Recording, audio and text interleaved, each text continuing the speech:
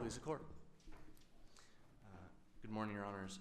This is a fairly straightforward case from plaintiff appellant's point of view. It was a slip and fall case at the trial court level that involved a parking lot that was improperly de-iced. There are three defendants in this case: the premise owners, the tenants, and the company that was contracted with to provide de-icing services. And from plaintiff's point of view, and from the plaintiff's expert, improperly de-iced that parking lot, resulting in Mr. Jones slipping and falling when he went through that parking lot. The procedural history of the case, very briefly, was that it went to summary judgment. The trial court granted summary judgment for both sets of defendants. Music City Maintenance, the de-icing company, submitted one brief. The tenant, Kroger, and the property owners, Jackson Tobin or Tobin Jackson, submitted a joint one. Regardless, both briefs were fairly comparable in terms of their language, and the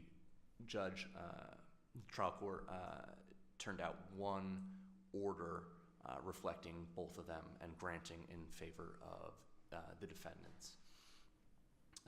From the plaintiff appellant's point of view, this case is fairly straightforward. The judge applied the wrong standard at the trial court level without necessarily using the exact words of the open and obvious doctrine. Plaintiff's contention that essentially what the judge did is apply that in a number of ways. Plaintiff's first argument is that the way in which the trial court did so is in the analysis of comparative fault, and specifically the court's focus on the comparative fault of the defendants. In that contextual analysis, the standard was applied incorrectly because the judge essentially said when in the comparative fault analysis, the defendants are not at fault because they have provided a clear path. That is not the standard in Tennessee. That is not the law. A defendant's duty contextually is not relieved to properly care for their premises simply because they had provided a clear path. It is that they are required to take reasonable steps to remedy the danger. Counsel, I have a question about the clear path here. This path in no way is marked, right? There's not Correct. a clear, like, this is the boundary line. Do we know from the trial court judge's ruling exactly what the trial court judge thought was the clear path, what the parameters of that clear path were? Because I'm trying to figure out, was the person really off the clear path here in this case? And it's not as if he was climbing up a snow embankment or something when he slipped and fell. So do we know from the trial court's ruling what the trial court thought the clear path was? No, Your Honor, and that is part of our contention and also part of why in our brief the judge's order does borrow a decent amount of I would have thought that we would have assumed that the court deemed the clear path the path that your client took on the way into the Kroger. Yes, that is all we know about the dimensions of the path. So when we've got video, or such as it is, Yes. of him entering the Kroger and then exiting the Kroger where he had his fall. Who does that video belong to? Who took that video? Was that Kroger? Was that the landlord? Who made that video? I believe that was Kroger's video, Your Honor. I believe that they are responsible for operating the premises, and specifically, I don't think the property owner even has any people in the state of Tennessee. They're a Florida-based company. I believe that was Kroger. And, pardon me. What I should say is part of plaintiff's contention of why this case should go to a jury is that a clear path, not only is it not the law, that a clear path equals defendant has completed their duty and thus no fault within the comparative fault analysis. Plaintiff's contention is when it comes to a parking lot, if you improperly de-ice a parking lot, the obvious consequences of that are there going to be inconsistent areas, and the fact that a person gets lucky on the way in and is able to pick their way through the ice and snow without hurting themselves, but then on the way out they do fall, that doesn't mean that the defendant has somehow done their due diligence to properly care for their premises.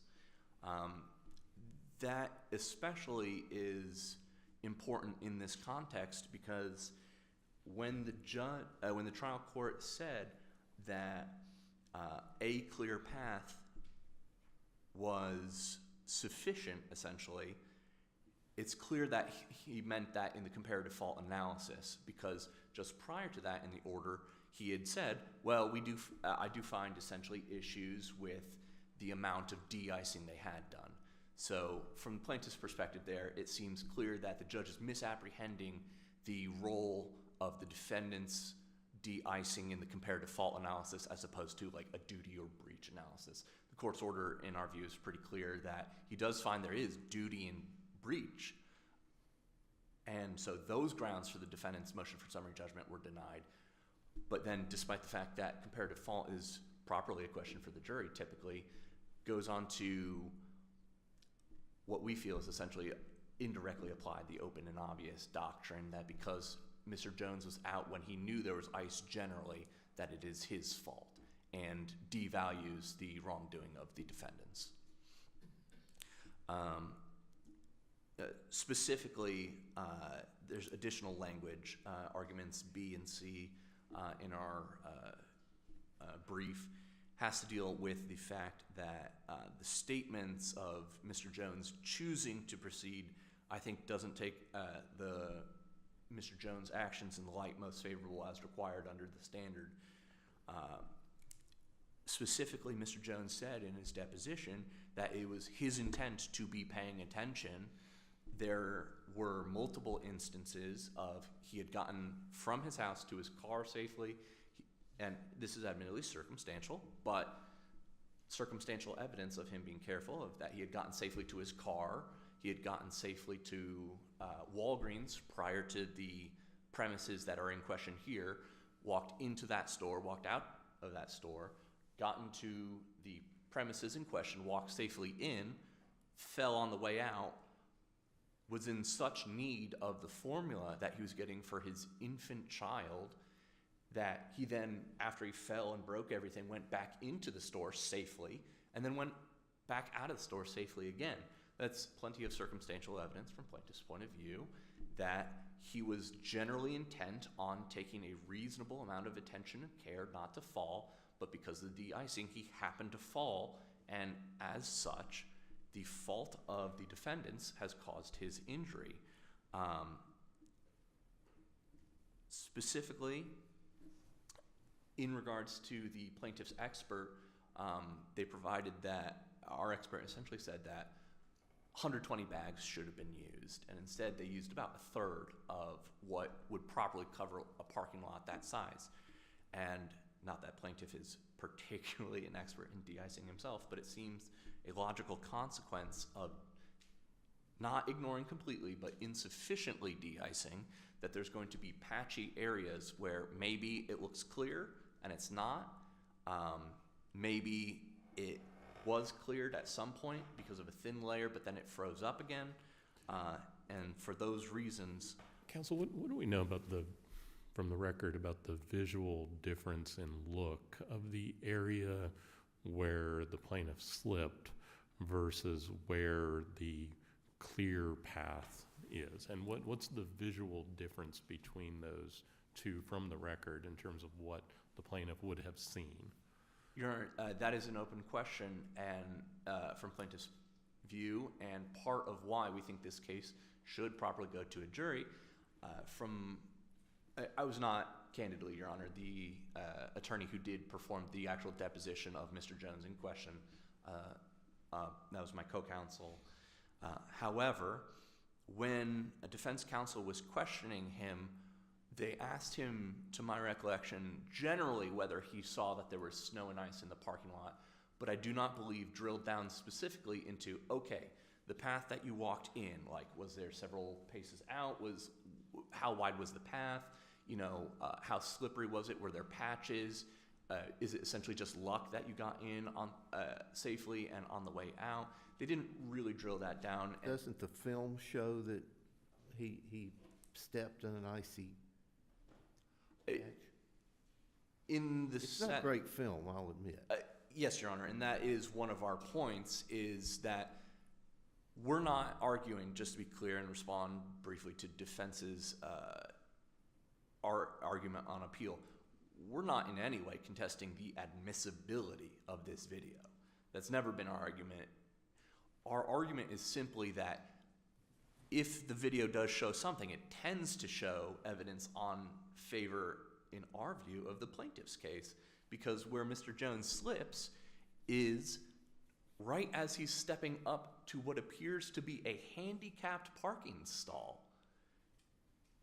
I don't know how it would be possible to maintain with a straight face that leaving icy patches specifically right around the area that someone in a handicapped parking space would be exiting their vehicle is somehow not comparatively at fault, and you have nothing to do with the injuries that someone sustains when they're walking through that area. And to touch on what you said, yes, Your Honor, not a great video. I'm not denying that you can clearly see Mr.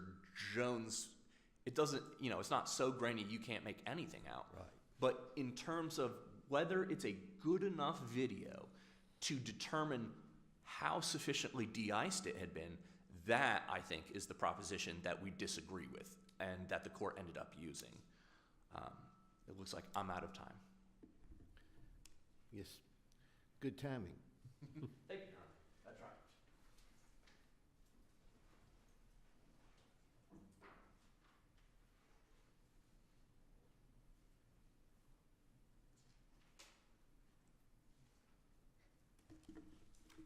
Good morning. May it please the court.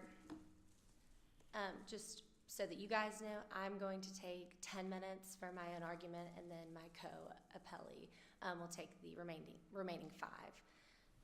I'm Hallie Gillum. I'm appearing on behalf of the defendant appellees, Kroger Limited Partnership and Jackson Village LLC, doing business as Tobin Properties. The trial court correctly granted summary judgment in this matter, finding that the plaintiff appellant was more than 50% at fault as a matter of law. This ruling should be affirmed because there is no genuine dispute of material fact regarding plaintiff's comparative fault, and the appellees met their burden. The undisputed facts are as follows. Mr. Jones slipped and fell on ice in the parking lot of a Kroger store on February 19th, 2021. Earlier that morning, he had walked through snow and ice in his driveway to get to his car to leave his house, and prior to leaving, he even cleared ice and snow from his windshield. He then traveled to Walgreens to run an errand, and in that parking lot observed that there was ice and snow throughout the lot and had to walk through it. He testified, quote, "It was all messed up out there, ice and snow." He then proceeded to Kroger to purchase diapers and formula. He parked and observed that portions of the parking lot still had ice and snow on them, but that other areas had been cleared. While he walked to enter the store, he did not walk through snow or ice because he utilized the traffic lane, the portion of the cleared parking lot that had been cleared of the snow and ice. And in his deposition, he stated that he was being, quote, careful while walking into the Kroger store. However, when he left the store to return to his car, he did not take the same path as he had done while entering, and instead choosing to deviate. He walked to the end of the traffic lane or the parking aisle, whatever you'd like to refer to it as, directly onto the snow and ice. He agrees that the videos from the Kroger parking lot that are at issue here on appeal accurately show that he walked through the snow and ice at the end of the traffic aisle, and that's when he slipped and fell. He agreed that the videos accurately show exactly what happened on the morning in question. At the time of the events, it was daylight. He admitted that there were no visibility issues. And then when asked why he did not walk in the traffic lane that had been cleared, as he had done so while entering the Kroger, he stated, quote, "I just wasn't thinking at the time." He testified that he knew snow and ice were slippery, that anybody walking through snow and ice should be careful, and that he did not need to be warned of these facts prior to falling. He could have been careful and still fallen, though, couldn't he? Absolutely, but he didn't use due care exiting the store. He admittedly took the more careful route when entering, avoiding the ice and snow that he saw as he walked into the building. Counsel, what are the boundaries of the clear path? I mean, the trial court judge thought there was a clear path here, and in looking at the video, it's clear there are areas where there's a lot of snow and ice that's sort of piled up. This is not one of those spots, or doesn't appear to be one of those spots. So what are the boundaries of what the clear path was? Yeah, absolutely. I think, there's not necessarily clear deposition testimony as to it. I will say the plaintiff appellant admitted that there was a clear path that was devoid of snow and ice. In the video, you can see that essentially, the Music City Maintenance cleared snow and ice and kind of banked it up in between, the lines of the parking lot, sort of to just clear parking spots and push snow together. At least that's what it appears to me.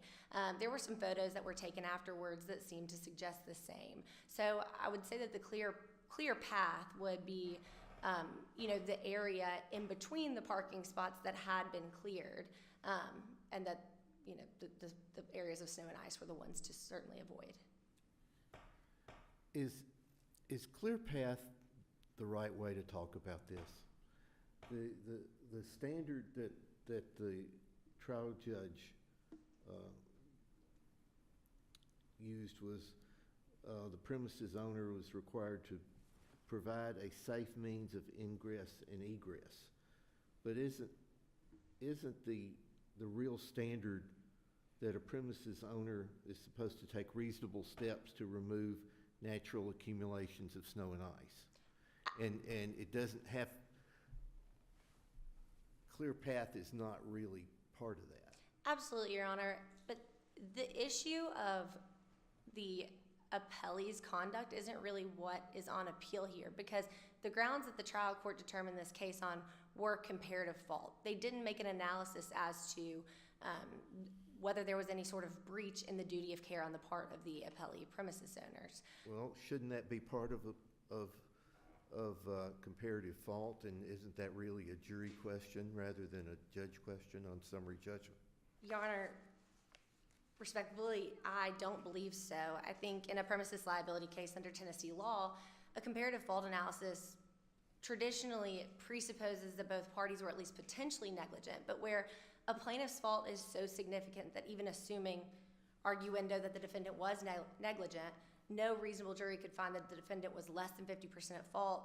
The court can resolve the case on comparative fault grounds without making a detailed finding of breach by the defendant. I think they're independent analyses, the former being comparative fault, focusing on what the plaintiff knew and what he or she observed, what risk they were confronting and what their reaction was to such risk, and whether that was done from a reasonable person's perspective. The defendant's positions here is that the plaintiff purposely stepped into a natural accumulation of snow and ice, and that is shown by the video. I wouldn't say purposefully. Or thoughtlessly. Yes, I would say thoughtlessly, and I think that's clear from his deposition testimony. Well, so the motivations might be clear from the deposition testimony. I'm not sure the video is that clear. I mean, I have a hard time telling. I mean, you can tell some places where obviously the accumulation of snow and where they've pushed the snow up between the parking spots. But, I can't tell for certain that when he's walking out where he slept was necessarily where there was snow. Absolutely, and I think that's why we don't just rely, our basis for summary judgment is not just reliant on the video. In fact, the video just sort of reinforces everything that Mr. Jones himself testified as to what he observed around him in the parking lot, why he chose to take a certain path toward the Kroger store and deviated from that path while exiting.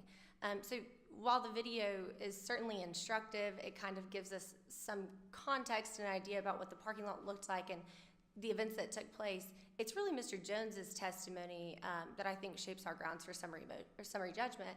And he stated in his deposition that he agreed with what the video showed. There was some discussion about, it looks like you just walked right on through, the bank of ice and snow, and he said, yes, that is what happened. Was it snowing that day, or was the snow over? So in the record, it's pretty clear that, and again, Mr. Jones admitted in his deposition that he recalled that from about February 13th, so what was that, 6 days prior to his fall, there had been several events throughout Nashville of like snow, ice, sleet. And he was well aware of that. I believe also in his deposition he testified that he had been off work, in part due to weather, perhaps also in part due to the birth of his newborn child, but that he wasn't able to drive trucks on those days and around then.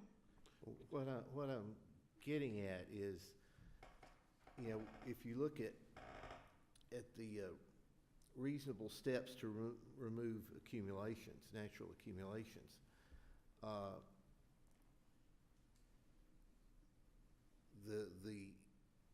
the company that they hired had been there several times. Right. Perhaps, and the judge seemed to agree, maybe didn't do the best job they could have done, didn't use as much of the chemicals as possible. And I'm just wondering if are we dealing with a continuous snow event where it's always accumulating during this time, or are we done with the snow and it's time to get rid of it? I will represent to you that I don't have a clear answer to that question, aside from the fact that the record indicates that it had been snowing for several days and there were many businesses and things shut down. You can see that the parking lot was pretty empty, and that the plaintiff appellant himself even testified that he tried not to go out of his house for the days preceding his fall due to the inclement weather. Is there any indication in the record that it was snowing that day? To my knowledge, no. I believe this was about 7:30 in the morning, I believe, at the time that he fell. Again, you can't tell from the video whether it's snowing or not. And I believe photos were taken, but not necessarily at the time. So I don't believe there's any clear answer in the record. But regardless, the facts of this case are very similar to those cited by us in our brief. I am running out of time right now, but essentially this court should affirm the trial court's granting of summary judgment because of the plaintiff appellant's comparative fault. I don't believe that there's an issue here about how much de-icing was used or the conduct of the appellees in any way. I think that this is the grounds that this was granted on were aimed toward the plaintiff appellant's responsibility to use due care and the failure to do so despite there being an opportunity and an avenue to avoid the danger he confronted. Your time's up. Yes. Thank you. Thank you.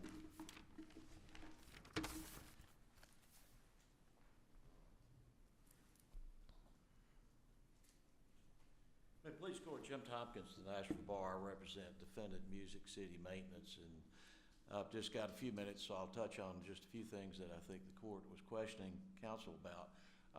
As far as the condition of the driveway going in, I think the plaintiff's testimony, and I look back at my brief, I think in trial volume 1, pages 93, 94, 97, and 100, the plaintiff admitted that the driveway was clear of snow and ice as he went in. As far as referring to the clear path that the court was talking about, I think he delineated that in his order on page 4. He says, "Is it abundantly clear to the court that a clear path of ingress and egress was provided to the plaintiff, Cedric Jones, in the parking lot, which was in fact used by Mr. Jones to enter the Kroger, but he chose not to utilize the same safe pathway when exiting?" So I think the court's definition of a clear path, if nothing else, was the path that he had taken going in. Now, he didn't say that's 12 feet wide or 10 feet wide or whatever, but he defined it clearly as the path that the plaintiff took going into the store. And the plaintiff admitted in his deposition testimony that there was not snow and ice on that pathway. And then he walked, and again, the video may not be perfectly clear, but I think it's clear. Your Honor asked about the color of the area and that sort of thing. The pathway is just, I mean, it almost looks like new pavement, it's so dark. The pathway is, the driveway is black. The ice and snow is white.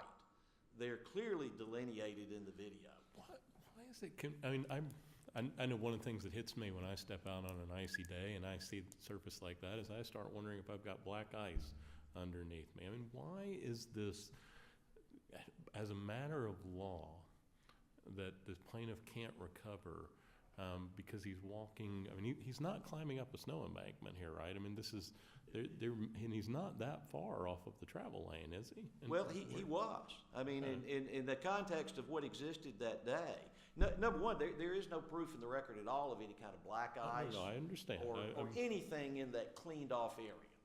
So clearly that was a safe pathway he could take, he did take, and he didn't take going back out. And then as he admitted, for no good reason at all, he deviated and walked into a parking space that clearly had ice and snow on it and slipped. I think Your Honor asked earlier, was he careful? And the bottom line issue in this case is he was not. And he can't explain any reason why he wasn't. He had the opportunity to go back just like he came in. Nobody made him deviate from his path. They hadn't changed anything since he went in. He admitted there were no cars coming down the driveway that kept him from walking in the driveway. Was it a more direct path to his vehicle? It was not. If you look at the video, his car is way up toward the top of the video when he's coming in. And he more or less to his right once he got down to the end of the pathway, and he went to his left when he went into the parking space. There's no reasonable explanation whatsoever for him to have gone where he went. And the only person that would know why is him, and he couldn't tell us because he didn't know either. And it just made no sense at all. I mean, this is just, with all due respect, we would suggest a clear case of the sole cause and fact of this man's injury was his failure to exercise due care for his own safety, when there was no reason for him to fail to do so. It wasn't like he had to negotiate this thing and it was all bad, or there was some emergency. He talks about distractions. There were no distractions. He just, for some unknown reason, went off straight into the icy, snowy part rather than following what had been cleaned off and was available to him. And he knew it was available because he had done it that way going in. There is just nothing, there's nothing in the record to show that there was any act or omission that caused this man's fall and injuries other than his own failure to take care of himself. And there's no explanation or compulsion as to why he did not. He just didn't. He made a mistake. But his mistake is the sole cause in fact of his injuries. And there's just nothing else in the record upon which a trier of fact could conclude that there was any reason that he fell other than his own conduct. And accordingly, the trial court was correct. Well, your time is up. Thank you. Thank you.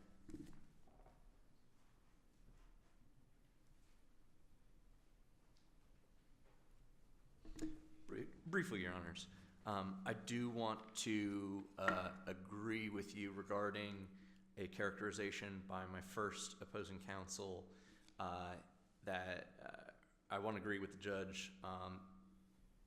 The trial court did make a determination about whether the parties had breached their duty. So you had raised that, and I believe my first opposing counsel disagreed. The way the court wrote it was a little strange. They said, it's page 3 of the order starts talking about halfway through about Music City maintenance being under contract. And at the very end of the third page, it says, accordingly, the court does find issues raised concerning the breach of duties by defendants in this case, which plaintiff has taken to mean for purposes of summary judgment there is sufficient facts to find that there was a duty and there was a breach to survive summary judgment. In regards to specifically also... Once, let's assume you're right in your characterization of that language. Once that finding is made, how do you get to summary judgment? You shouldn't, Your Honor. Or there should be essentially a smoking gun, as in the Elrod case, as in the Easley case, that you can see that either the defendant's other conduct somehow prevents them from being at fault in the comparative fault analysis, or that the plaintiff somehow acted so crazily that they are nonetheless. It is the Elrod case where it's the plaintiff's conduct where they trot randomly for no reason. They basically walk in and then on the way out decide to trot, which is not what we have here. And I would just say one of the most important things is obviously Your Honors have all referenced the video repeatedly and have clearly watched it. This is one instance where particularly I would say I'm grateful for having the video, and I would politely urge Your Honors to resolve the characterization from appellee's side and appellant's side, but just watching the video. The path that Mr. Jones was taking was not the exact same path down to the foot. We have never said it is, but you are not negligent merely because your path back to your car deviates by a mere number of feet. The appellee's characterization of him as making this crazy path for no reason is not accurate or supported by the video. Thank you, Your Honors. Thank you. Thanks to all of you. That concludes the morning docket, today's docket, actually. So we are done. Court is over and adjourned. And everybody can relax now. And we're going to take a little time to visit with